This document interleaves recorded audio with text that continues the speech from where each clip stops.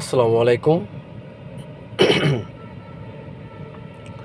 আহ, এই মুহূর্তে আমরা দেখব কিভাবে হাইব্রিড গাড়ির স্টার্ট বন্ধ করতে হয়। হয়তো অনেকেই জানেন না, আবার অনেকেই জানেন। ভুল ত্রুটি ক্ষমা সুন্দর দৃষ্টিতে দেখবেন। হ্যাঁ, তো আমার এটা হচ্ছে গিয়া নোয়া হাইব্রিড গাড়ি, স্কোয়ারের যে আগের ভার্সনটা, স্কোয়ারের আগে আসছে, এটা 19-এর মডেল। হ্যাঁ, তো এই গাড়িটা এখন আপনাকে বন্ধ করে দেখাচ্ছি। প্রথমত আপনি এটা করবেন, এটা উঠেই নিই।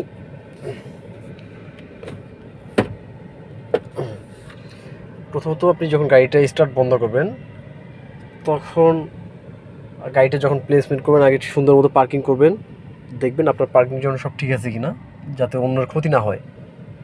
এরপর পার্কিং ঠিক রাখিয়া, আপনার তো ব্রেকে পা থাকবেই, ব্রেকে পা রাখা আপনি এটা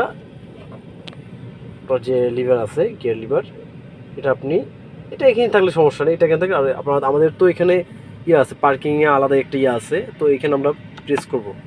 এখানে প্রেস করে আমাদের কিন্তু ব্রেকে পা অটো থাকবে তখন। হ্যাঁ, ব্রেকে পা থাকবে। আমরা এখানে পার্কিং দিব। পার্কিং দেওয়ার পরে আমরা এসি টিসি যা আছে সব বন্ধ করে দেবো। লাইটটা যদি অন থাকে আমরা সব কিছু বন্ধ করে দেবো। দেন আমরা করবো কি, আমরা এই যে আমাদের পায়ের কাছে, আমাদের এখানে পায়ের কাছে থাকে আমাদের যে হ্যান্ড ব্রেক। হ্যাঁ, আমাদের নোয়ার যে হাইব্রিড গাড়িটা আছে, এখানে 19-এর মডেল যে গাড়িটা, এখানে হ্যান্ড ব্রেকটা এখানে থাকে, এটা দেয়া আছে এখন। তো আমরা এটা হ্যান্ড ব্রেকটা অন করে দিলাম। এই যে হ্যান্ড ব্রেকটা অন হয়ে গেছে। ব্যাস, এতটুকু এখানে শেষ। তারপরে আমরা করব কি, আস্তে এটা জাস্ট ওয়ান ক্লিক করব।